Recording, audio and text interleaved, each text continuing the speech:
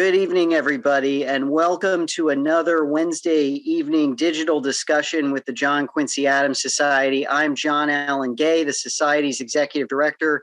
As we're getting kicked off here and as folks are filing into the room, let me drop into the chat a few of the upcoming opportunities that we've got. We'll also drop this in at the end. We've got two upcoming events I want to draw your attention to. One on China's rise through the lens of its joint military exercises. That's with Curie Park. That's next week. Week after that, we've got Arup Mukherjee on the Spanish-American War and its legacy. He's going to be particularly zeroing in on the occupation of the Philippines and its lessons for today. Then, of course, we've got our foreign policy essay contest for undergraduate students with the national interest. There's several interesting questions, including, I believe, one about Ukraine, so tonight's event will be relevant. And we've got our Strategic Leaders Fellowship for those of you who have 5 to 15 years of experience. And then we have several summer programs, which we just launched the website for that today. There will be more announcements about it. But if you remember our foreign policy leadership development program from last year or did our Morgenthau Grand Strategy Seminar, we've got both of those going this summer, and we really hope that they'll be in person. But tonight, we are still digital, and we're having an event conversation on Ukraine. And we've got with us Emma Ashford, who I'm really excited to be interviewing on this. She's a resident senior fellow with the New American Engagement Initiative in the Scowcroft Center for Strategy and Security at the Atlantic Council. Among other things, she has a biweekly column for foreign policy and is a regular contributor to Inkstick. Her PhD is from the University of Virginia. Welcome, Emma. Great. Thanks so much for having me. Absolutely. Absolutely. And so, folks, I'm going to be asking Emma some questions, but feel free to drop questions in the Q&A feature or to upvote questions from others. But just to kick off, it's been a very busy couple of weeks. What's going on with Ukraine right now? I wish I knew. The answer is it's a very confused situation. So mid-December or so, people that are sort of regular Russia watchers or who keep an eye on Russian military posture started to note that the Russians were moving a lot of equipment towards moving it westward, towards Ukraine, towards Belarus. There were exercises coming in Belarus, but nothing that could explain some of the scale. And basically since mid-December, we have seen a steady buildup of Russian arms and armaments around Ukraine in both Russia and Belarus to be followed by troops. So a lot of this was pre-positioned equipment, and then the troops have come in over the last couple of weeks. Best estimates now, roughly 150,000 Russian troops. And to be clear, they have come with everything that they would need to stage an actual large-scale ground war in Ukraine. That doesn't necessarily mean that's what they're going to do, but they have that capacity if they want. And, again, the people that have been watching this closely, the people that are sort of military analysts, think that as of about last weekend, the Russians had pretty much everything that they needed in place to stage an invasion if they wanted to. Yeah, and there were even predictions that the invasion would come last weekend, would come last night, would come today. I mean, I've got on my phone, I've had the weather in Kharkiv pulled up for weeks now, and I've been saying, "Oh man, it's sunny for like 4 days in a row. They're going to go," and then they didn't. Why do you think that they haven't marched in yet? Since from a military standpoint, it looks like they're ready and raring to go. Yeah, so there's a couple of things. So first is that nobody's 100% sure the Russians are here to actually invade. So initially, it appeared pretty likely that what the Russians were doing was engaging in coercive diplomacy. That is to say, building up a bunch of military force, threatening to use it, threatening to invade Ukraine if their demands on the diplomacy side weren't met. We basically saw a lot of signaling from the Russians that suggested that this was what they were after. We saw various levels of Russian officials sent out, mid-December, early January, they released these sort of draft treaties that they proposed, which would, we can talk about the specifics, but, which would do a variety of things to reset the security architecture in Europe. And so the Russians signaled for quite some time that this might be about coercive diplomacy. That changed about a week or so back. And it actually changed primarily because of messaging on the US side. So the White House basically came out and said, we believe the Russians actually intend to invade. We're not going to stop going down the diplomatic road, but we believe this is what they're doing. We believe they're setting up this sort of false flag justification inside Ukraine to attack. And the White House very much seems to have been trying to preempt a conflict by basically sharing their intelligence. And so since that time, I think the presumption has been that the Russians, if they don't get what they want at the negotiated table, are definitely going to follow through with some kind of military action. To your question about when, that's basically DC's favorite parlor game at the moment. But I will tell you that even people that have been studying this for years, so I've been studying Russian politics for years. I haven't been studying the Russian military for years, but people that have been studying the Russian military, even they have strong internal disagreements about if Russia goes ahead with this, when they might do it. There's speculation about terrain and weather, as you say. There's speculation about the full of the moon or the dark of the moon. The Russians don't fight in the dark as much as the US does, so they might prefer, a new moon.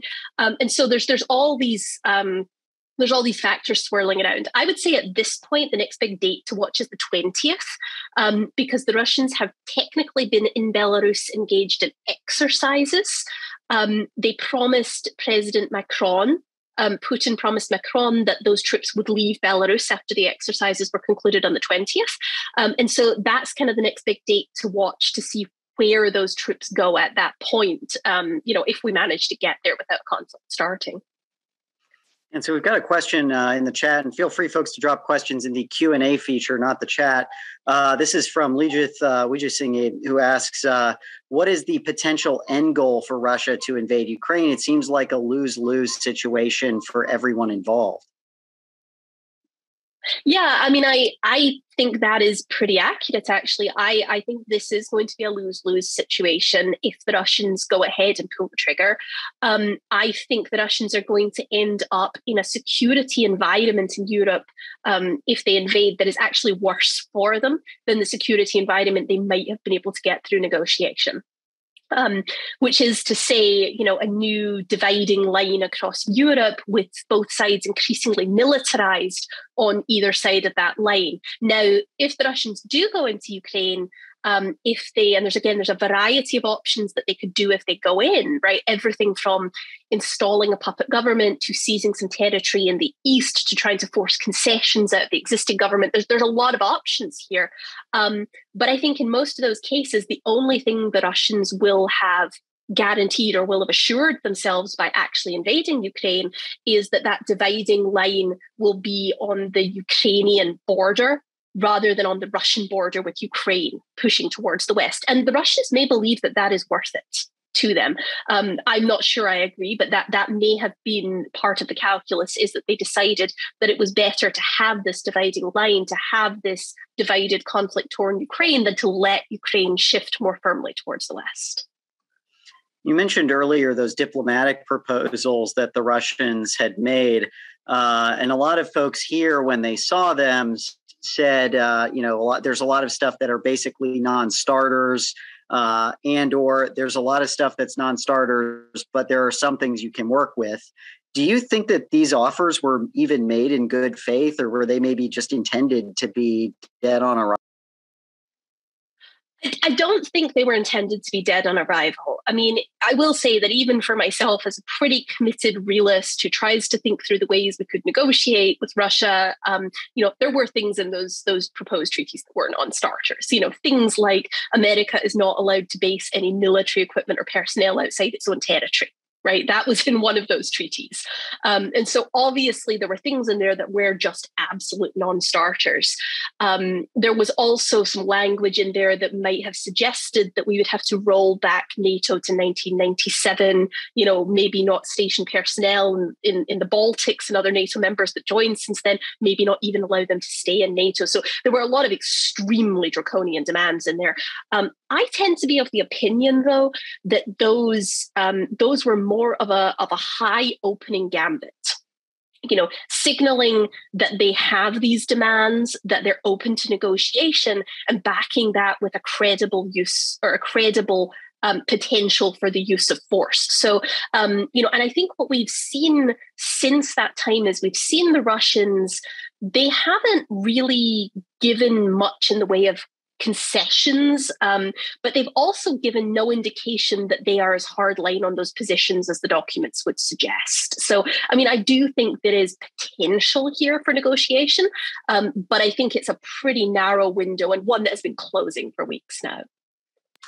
Well, and just digging into some of the history here, where do you see the roots of this crisis lying?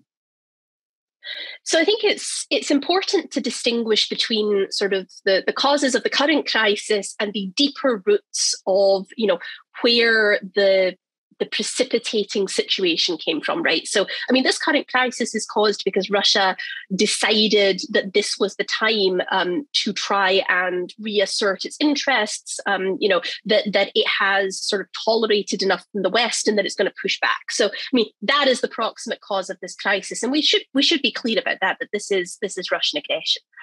But the deeper causes of this crisis are structural in many ways. In the post-Cold War period, we saw this sort of persistent expansion of NATO into the states of the former Warsaw Pact, the states of the former Soviet Union. We saw Russia being increasingly unhappy with these developments, to the extent that Russia has fought 2 previous wars on this question, right? Invading Georgia in 2008, invading parts of Ukraine and seizing the Crimean Peninsula in 2014.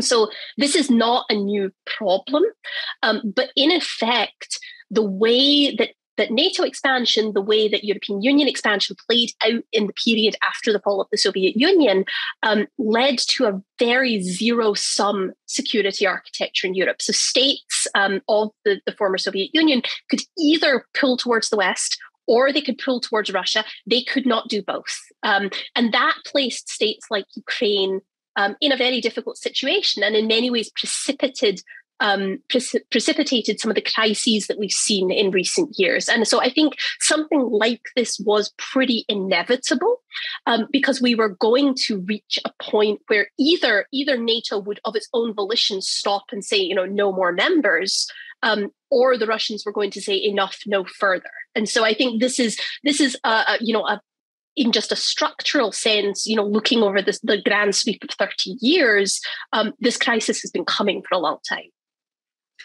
Yeah, and I think that leads to some natural questions, because you mentioned that some of these systems that it's forcing countries almost to choose between Russia and the West, and that implies that maybe if there was a better system, there would be better paths. Are there options available? Are there potential resolutions here that could be of interest to both sides? Yeah, so there are some ideas out there. The Rand Corporation put out a report a couple of years back on this problem, before the existing crisis arose, and they basically argued that what's needed is a path for what they call the in-between states. So not just Ukraine, but Ukraine, Georgia, Armenia, Moldova, Azerbaijan, and Belarus, right? So some of those tend towards Russia right now, some tend toward the West, but they're all states that are not in NATO or the EU but might want integration someday. And that report highlighted a couple of things, but in particular, finding a way for states to integrate economically with the West without it necessarily implying political alignment, and ways for those states to assure their security that doesn't necessarily involve NATO expansion. And so I've seen other various sort of variations on that theme emerge over the last few months in this crisis. And so basically, I think there is an agreement that if there is a solution to be found here, it will be found in conventional arms control some sort of restrictions on NATO military cooperation with Ukraine and these other states, and corresponding Russian concessions in terms of sort of respecting the domestic politics of these states. Now, whether it's possible to actually get there, I think is very questionable.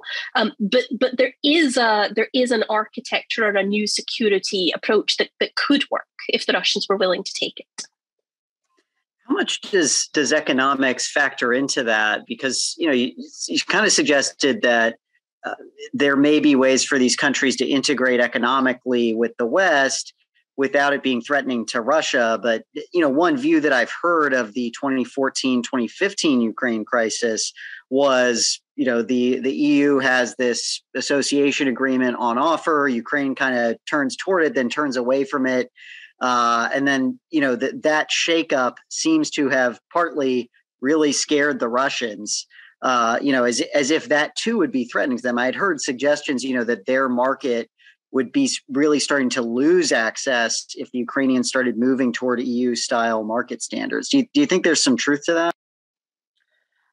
I actually do. And I will say it's somewhat ironic because the war that Russia has been fighting and funding in eastern Ukraine for the last, 8 years at this point has actually done the job for them, because Ukraine's trade with Russia has dropped substantially and its trade with the European Union has risen dramatically. So we're basically where we would have been if they'd just let the Ukrainians go ahead with the EU association agreement.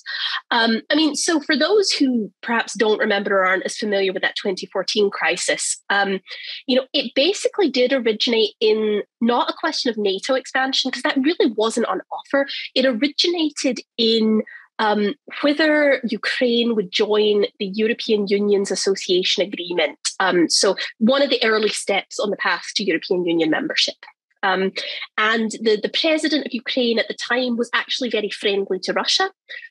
He was going to sign the agreement. Russia put a lot of pressure on him. He said, I'm not going to sign the agreement. And there was a popular uprising, the Maidan uprising, sometimes called the Revolution of Dignity these days.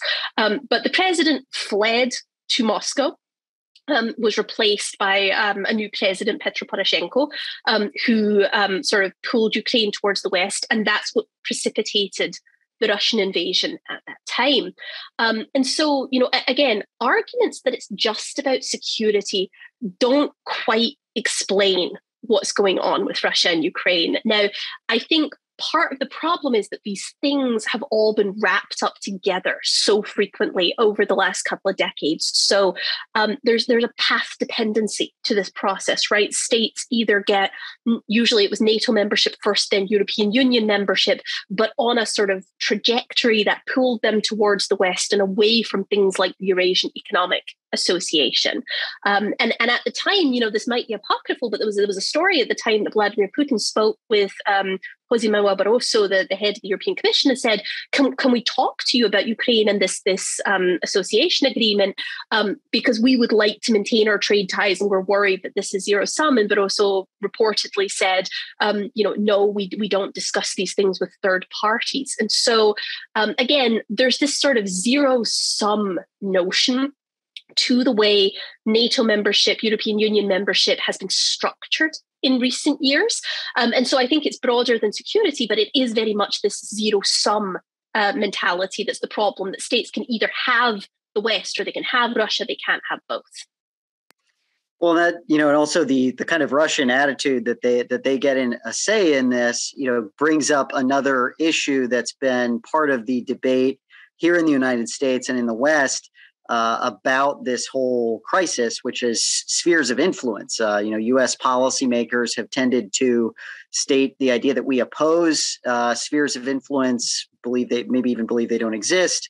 The Council of the European Union recently had a conclusion that the notions of spheres of influence have no place in the 21st century. What do you make of all that?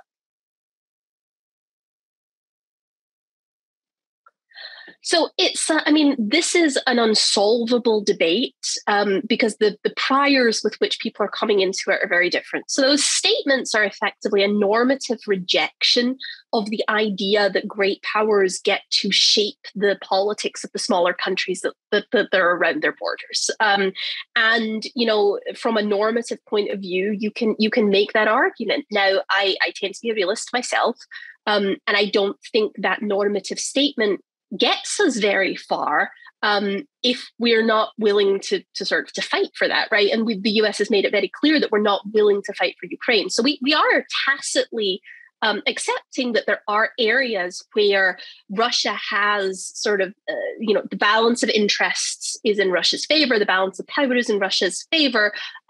We're tacitly conceding that a sphere of influence exists. And so for me, it's not about this normative thing. I'm not saying, oh, it's great that big countries have spheres of influence. I'm saying it's a fact of life. And there are going to be places inevitably, particularly as the US becomes a more normal great power again after the unipolar moment ends, and as other countries sort of rise a little closer to the US, there are inevitably going to be times where our ideas about what small states should be able to decide for themselves come into conflict with the fact that we are simply not willing to fight other great powers over that. And that's a sphere of influence. Well, and you mentioned the lack of willingness on the part of the United States to fight over Ukraine, which has led some folks to say that, restrainters, folks who want less U.S. military involvement in global crises, are basically getting their policy preferences here, and that this is what looks like when what the world looks like when these policy preferences are followed, that there is less U.S. military involvement in Ukraine, and therefore there's chaos, and that this is on the restrainters. What do you make of that? So, I heard somebody put it in a really interesting way the other day, and it was like blaming, liberal internationalists have been sort of driving the car at the wall for 30 years. They bail out at the last minute. You don't blame the people that finish driving the car into the wall. I'm sure I'm getting that wrong. But this is basically a way of saying that the situation we're in now is, in a lot of ways, in almost all ways, is the result of 30 years of sort of liberal internationalist approach to European security, of maintaining US primacy over European security institutions, of expanding NATO sort of well past the point of, providing for US security or even Western European security. Those were all sort of liberal internationalist choices. I will say that, credit to the Biden administration, I think the policies that they're pursuing right now are in fact far closer to a realist approach to this crisis, if perhaps not restrained. But that doesn't mean that the crisis or the fact that it's going badly is the fault of realists or restrainers, because we got here because of those 30 years of liberal internationalist policy. And so we can talk a little more about how the Biden administration is handling this. And I think they've handled a bad hand actually fairly well. But I wouldn't say that our policy towards Ukraine has been shaped by realism, because we only just started acting that way in the last 2 months. Yeah, we've got a question from Deja Weiner that I think kind of fits in this vein on the Biden administration's handling of it. That we, the United States and our allies, have been doing a lot of publicizing of apparent impending military movements. The allegation that the Russians were about to stage a false flag, which we offered a lot of detail about. So is this successful information, a successful information operation by the United States?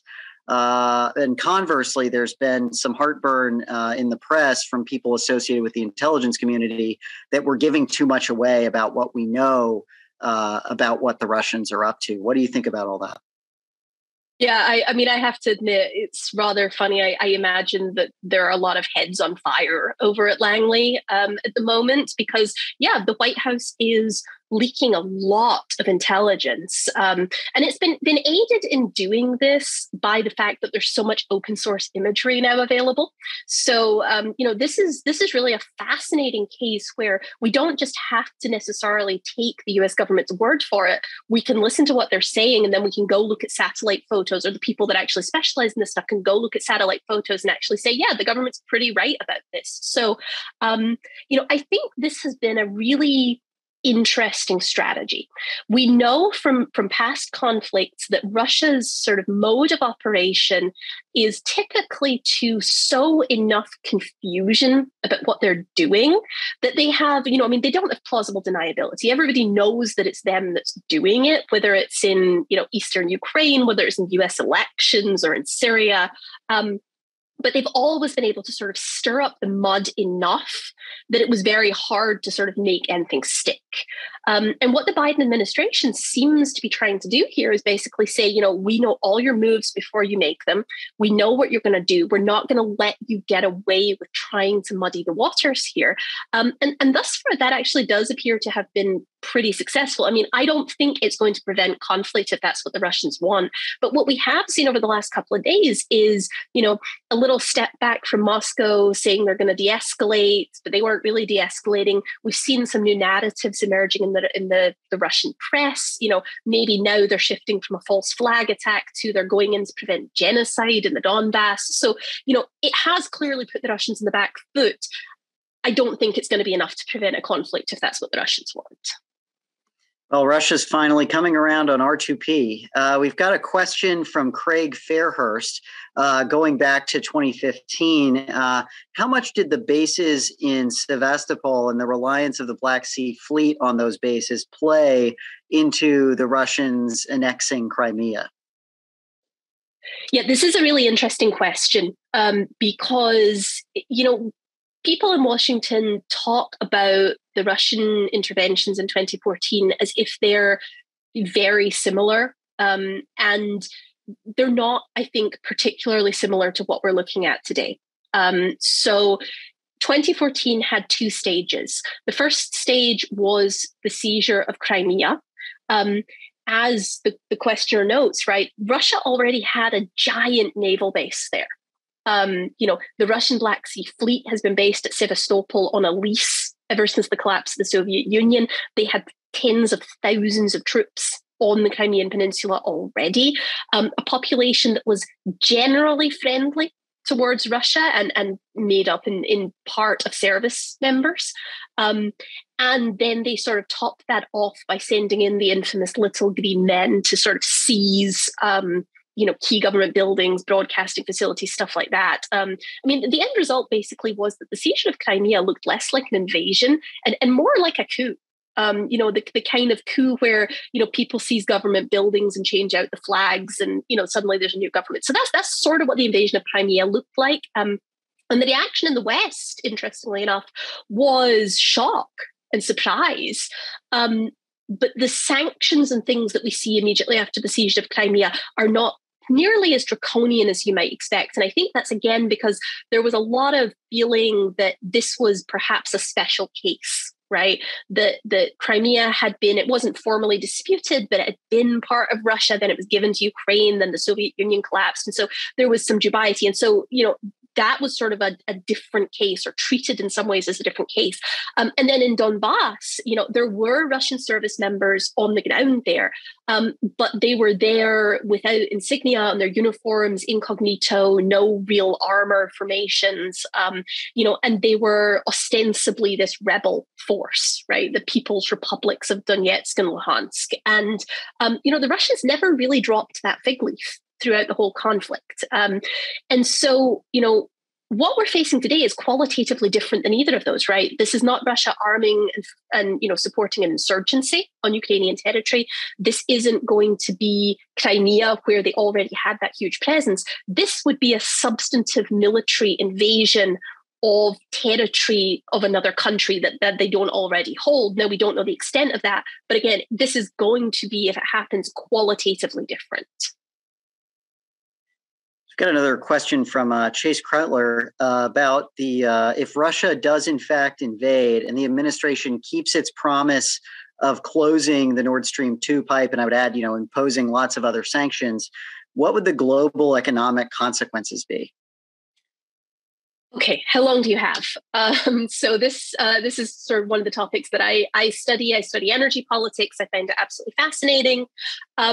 Nord Stream 2 is a nothing burger. There is no no gas flowing through that pipeline right now. The European Union had actually halted the project for regulatory reasons prior to opening, and it looks unlikely that it's going to open anytime soon. So if the Russians invade, Nord Stream 2 is probably cancelled. So somebody put it to me today as it's a $1.2 billion paperweight.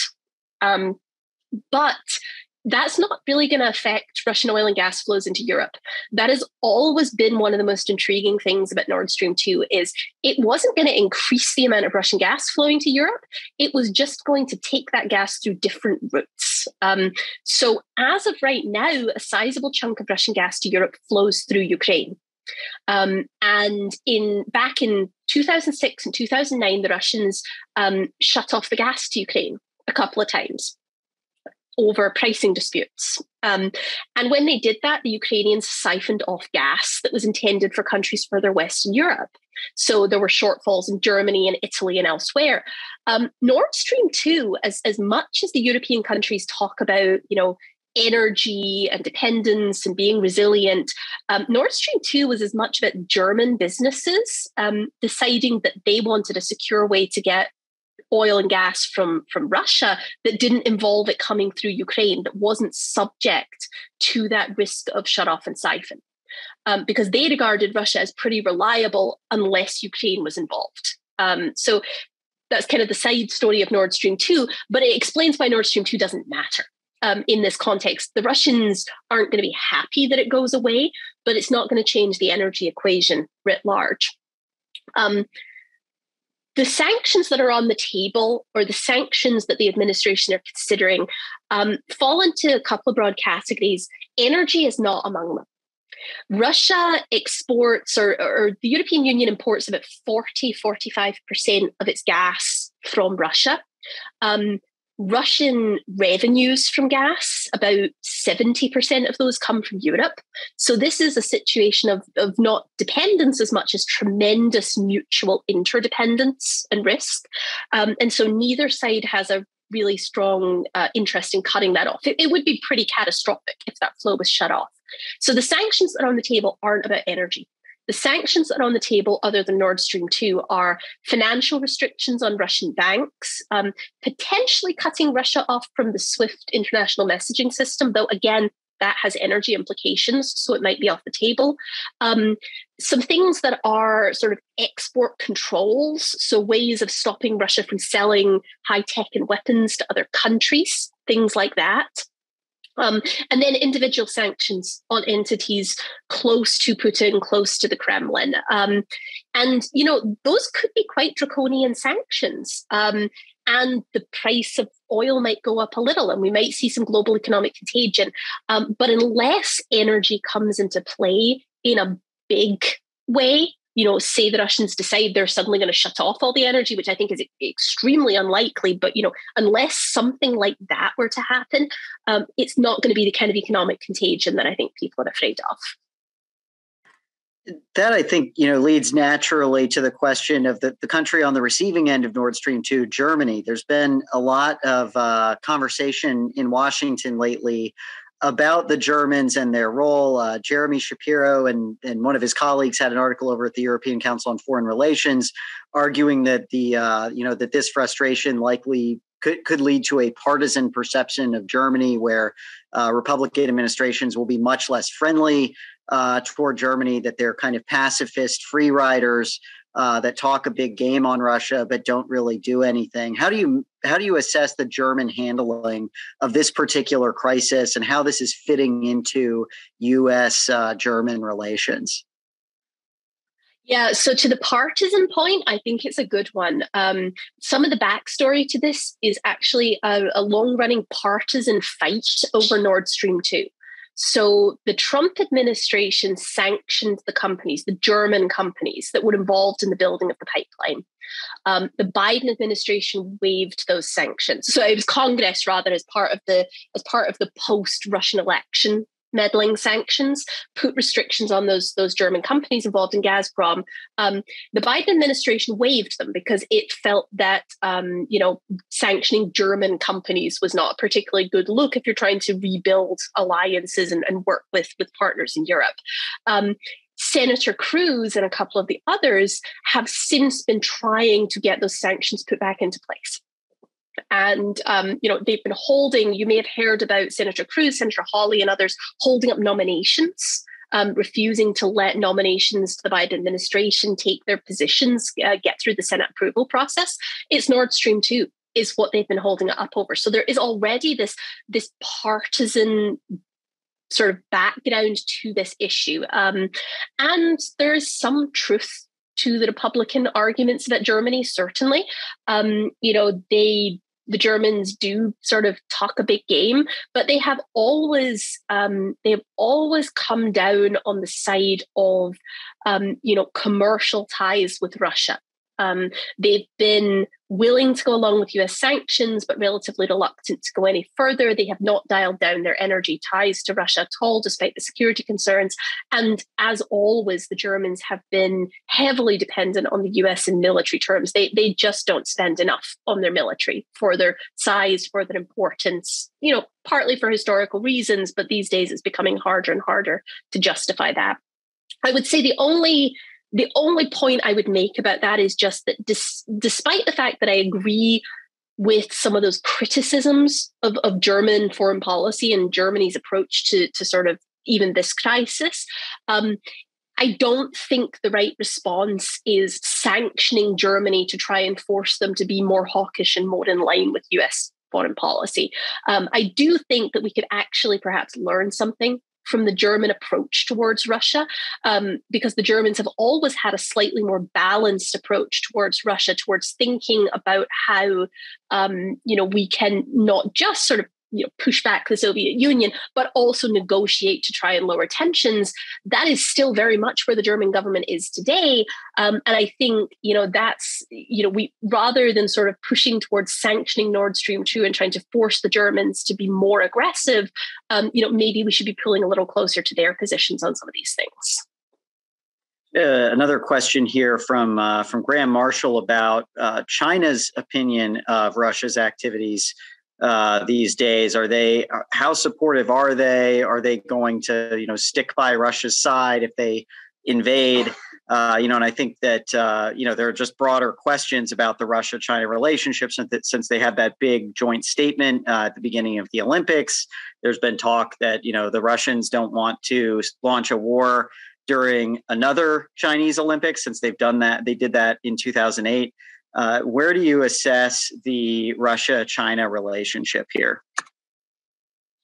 Well, first, so they invaded Georgia during the 2008 Olympics. They seized Crimea during the 2014 Sochi Olympics. I'm thinking maybe we should just stop holding Olympics, and that might help the situation. So we did. We had this Putin-Xi summit round about the start of the Beijing Winter Olympics a week or so back, and there really wasn't a lot of daylight between the parties. The joint statement that was issued was very clear, right? The Chinese, they left themselves a little wiggle room in that the word Ukraine was never mentioned. But the statement explicitly alludes to, we do not believe that alliances should continue to expand into blocs. That's a clear reference to NATO.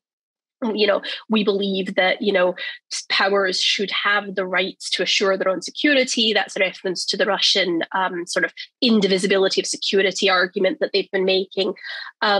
So even though the Chinese, I think, left themselves a little wiggle room, they basically backed Russia, at least rhetorically.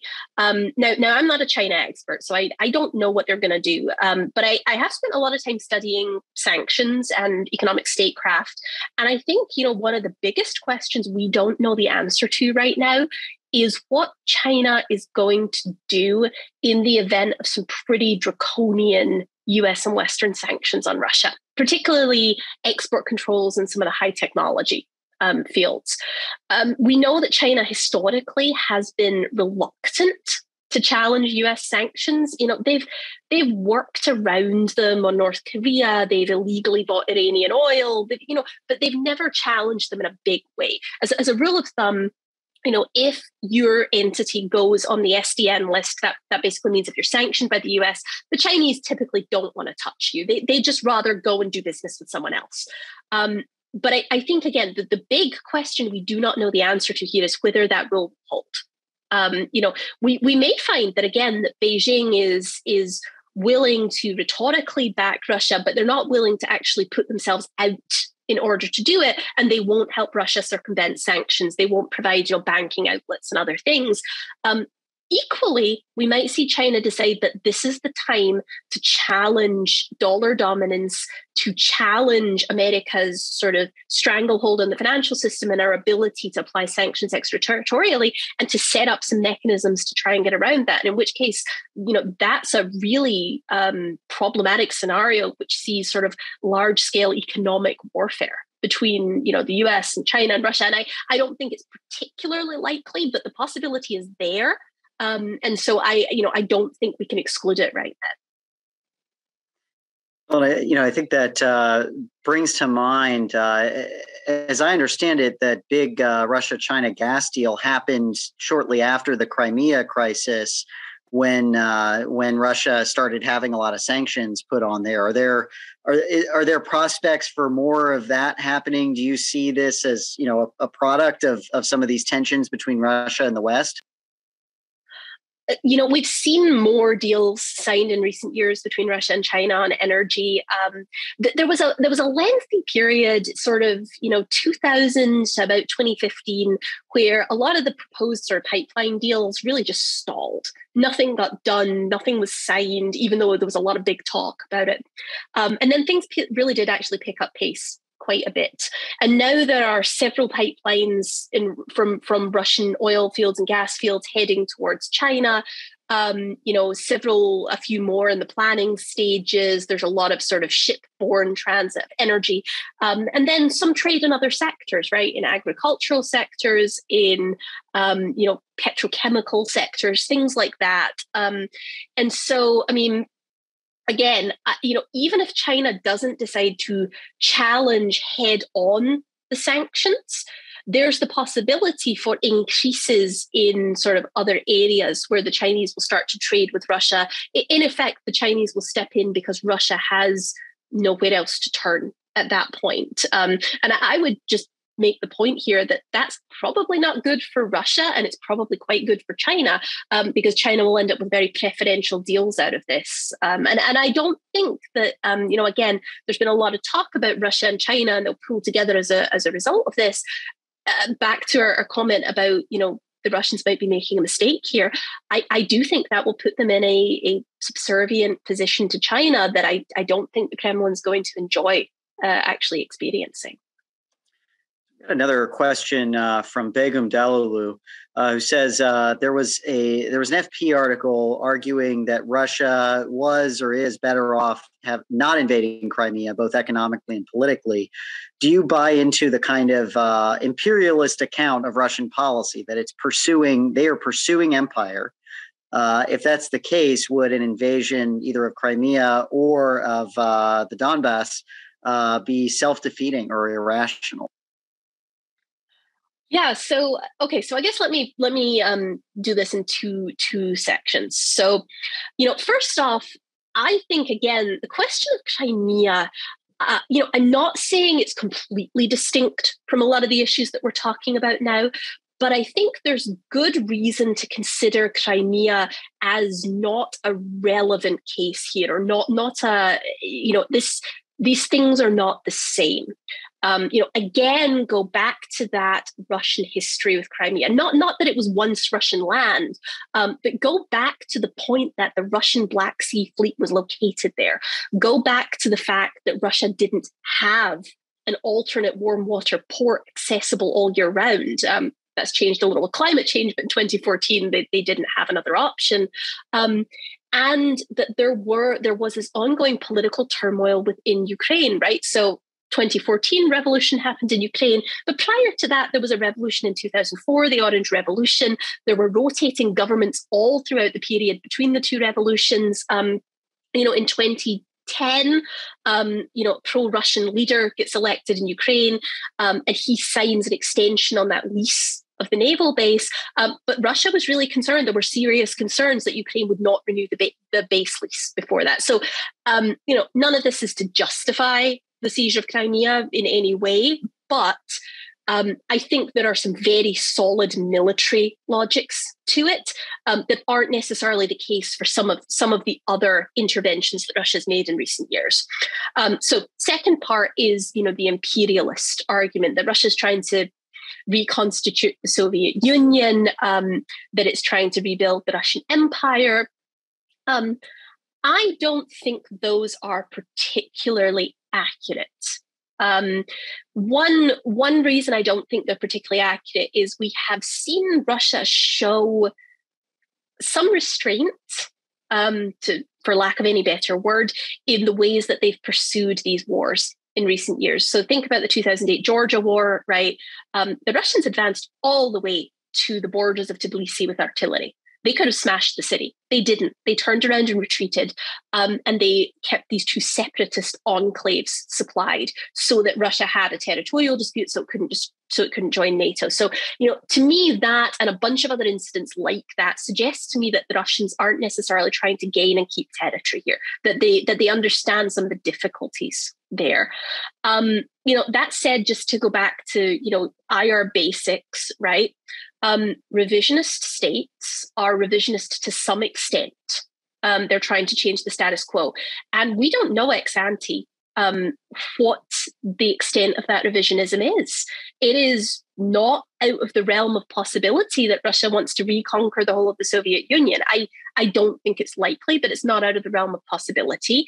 The answer is almost certainly to hedge against that, right? So Ukraine is not a particularly big concern for US security. It's not really a concern for US security at all. NATO members in Eastern Europe are somewhat more of a concern, because by the time Putin gets there and starts to threaten them, you're starting to get worried about maybe Russia is just moving west and trying to reclaim the Russian Empire. By the time you get to, Germany or Poland or, the states that are much further into the center of the heartland of sort of the European industrial base, that's where classic offshore balancing logics tell you that is a serious threat, and that is something you very much need to worry about as the US, even though you're over here. Although I will note that many restrainers might disagree with me on that, but that's the realist point of view. So, all I'm saying is, I don't think Putin is trying to reconstitute the Soviet Union or the Russian Empire. But I acknowledge that I might be wrong. And if I am wrong, now is not the time to sort of contest that. The time to contest that is further down the road when intentions become clear. So we've got another question kind of about theories of Russian behavior here from Ara Pradhan, who asks, is this a way of showing power to the rest of the world, showing that Russia is serious about its threats? I remember during their intervention in Syria, some people suggested, that the Russians want to be taken seriously as a great power and to show that the United States can't freeze them out. And so they kind of force their way into a conflict in the Middle East to force themselves to have a seat at the table. What do you make of that kind of status credibility type argument? Yeah, and here's where I'm sort of more of a neoclassical realist than just a structural realist. I do think those concerns matter. I think, over the course of definitely since Putin came into office, 1999, 2000 onwards, we have seen Russia, engage in various foreign policy decisions that build a narrative at home that is, Russia is a great power. Other states respect us because we are a great power, because we have a nuclear arsenal. And I'm not saying that's the only causes behind Russian foreign policy, but you do see this feedback loop of foreign policy decisions that reinforce that then get transmitted back into like Russian state media to sell that argument to the population. And combine that with some other things that the Russian state has done in the last sort of 20 years or so, like rehabilitate Stalin and his legacy, school curricula that talk about sort of the glory of the Soviet Union, where in the 90s that wasn't as common. And you do see, I think, a picture of a regime that at the very least is instrumentally using that notion of we're a great power, the rest of the world respects us, to shore up their own power at home. So, I mean, I think those status and power concerns do run through everything Russia does. I will say again, I think in the current crisis, it's much more about structural factors. It's much more about NATO expansion than it is about those status concerns. But you cannot discount that. And that is the way that if there is a war, that is part of the way that the regime is going to sell this at home. Yeah, a question from Bradley Baldinger, who asks, why can't Ukraine just promise they won't join NATO, especially because it doesn't seem likely that they'll get in anyway? And you might add, why won't some other country in NATO, which would have the ability to block Ukrainian NATO membership, why doesn't anybody say, hey, we're not going to let him in? Yeah, both interesting questions. And, I think to answer the second one first, I think particularly because we actually know that Hungary, which is pretty close to Russia these days, is not necessarily in line with the rest of the NATO allies on these questions. There's been discussion over whether NATO is going to deploy its high readiness task force. Thus far as I understand it, all NATO member states are not on board with that. It's not even clear if that will happen in the event of a Russian invasion. So, again, you can see that there's not 100% unity, though I think we've seen actually a fairly large level of sort of alliance unity within NATO on these questions. And the question of why Ukraine simply doesn't say that it won't join NATO, there's a domestic politics angle here that's really problematic. So the Ukrainian government, so Zelensky, the current Ukrainian president, came into office actually committed to trying to reach détente with Russia, to trying to reach a peace deal with Russia that would resolve the Minsk process, that would end the conflict in the Donbass, that would resolve these things. End of the day, he wasn't able to do that. He didn't have sufficient political capital. He didn't have sufficient votes in the Rada, the Ukrainian parliament, to do that. And so he was unable to actually end the conflict. And for about the last year, he's taken much more sort of hard line towards Russia. And it's basically widely understood that any Ukrainian government that says we won't join NATO just to appease Russia would immediately lose its political power and be replaced by somebody that would repudiate that promise. So it's a very non-credible promise, and it's a shame, because that is actually one of the more obvious, least bloody ways out of this conflict, would be for the Ukrainians to adopt an approach somewhat like, Finland gets all the attention, Finlandization, but actually Austria during the Cold War, probably a better example. Austria effectively, of its own volition, inserted into its constitution that it wouldn't join either alliance bloc during the Cold War, that its domestic politics would remain free. And as a result, Austria ended up being able to develop domestically in a fair amount of freedom without being dominated by either the Soviets or the US. And that's a model that the Ukrainians might consider emulating. But the problem is that, the Ukrainian government simply can't do that unilaterally right now. I think that relates to another question that's out there, that the Minsk II agreement, some folks have suggested that reviving Minsk II could be a way out of this crisis, but it sounds like you might be skeptical that the Ukrainians can come along on that. Minsk II is dead, has been dead for a little while. And I think notably the last meeting of the Normandy format, which was like Tuesday last week, even with all the tension that we've got going, they literally couldn't come up with a common statement. The only thing they could agree on was that they would meet again, which is basically the lowest possible outcome of that meeting. The problem with the Minsk II agreement was it spelled out the steps necessary to achieve a peace deal. And the two main points of contention are Ukraine's control of its own border. So, Ukraine reclaiming the border posts in the Donbass. And then, the independence or, federalization of power, so decentralization of power to those areas that have been involved in conflict in recent years.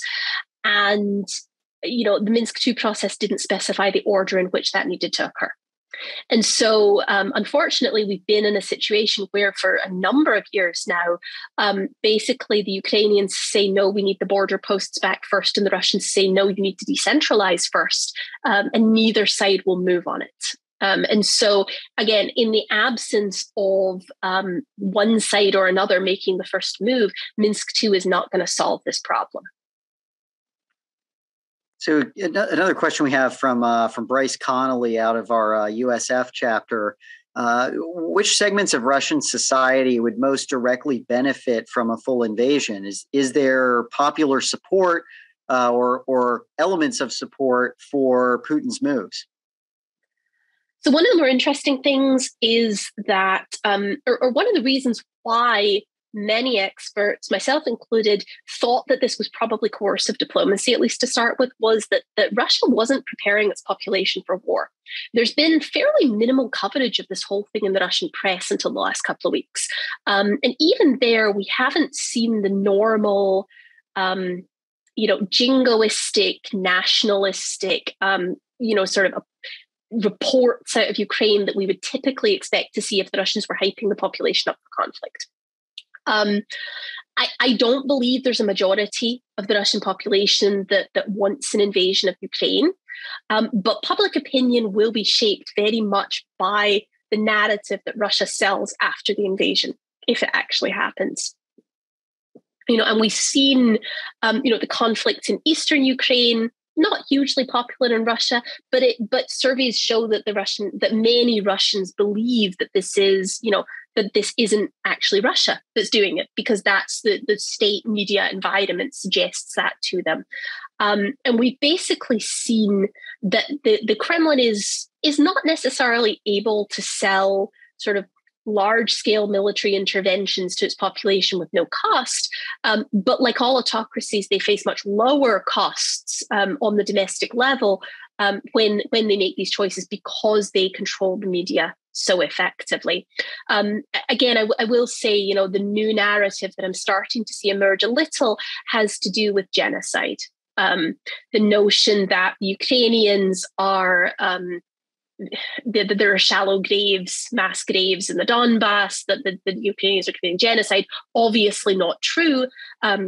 No, the OSCE would, be saying something if that were the case. But that gives Russia that veneer of legitimacy, that fig leaf, and that may be the new narrative if an invasion does happen. Yeah. Do you think that kind of political media environment might start to get pushed up, if we start to see something happening? Because it also seems like as little as there has been in Russia, there's been even less in the West, which is just in dramatic contrast to 2014, 2015. I'm sorry, do you mean like Russian propaganda in the West? Exactly, yes. I think that's the area where the Biden administration's sort of, the question earlier put it as sunlight is the best disinfectant. And I think that's a great way of putting it. So thank you, whoever that was. I think that's been the approach of the Biden administration, is sunlight is the best disinfectant. And, the best way to counter the sort of the mud or the murk that Russia stirs up in these situations is to basically reveal everything up front. And so, again, I wouldn't put it past the Russians to try and spread some of this. In fact, we do know that they've been making efforts to spread some of these rumors through, the FBI came out with some information about some of, the website Zero Hedge. There's a lot of conspiracy theories on it. They've been spreading some of this propaganda over the last month or so. And some of it has been bubbling up in Facebook and in sort of the right-wing political space, the slightly crazier right-wing political space. But again, we're not seeing this on a large scale. And I think that's because unlike 2014, unlike the election meddling in 2016, there's just so much out there that's real information that it's actually much harder for Russia to get a toehold in terms of selling this fake narrative to a Western population. They can do it at home because there's not as much competition. They can't do it as easily in the West anymore, so long as that information just keeps coming from governments. All right. Well, that is all the time we have. We've been speaking with Emma Ashford of the Atlantic Council about the crisis in Ukraine. We'll be back here next week speaking about China's rise through the lens of military exercises. But thank you to everybody, and thank you again, Emma. Great. Thanks so much for having me.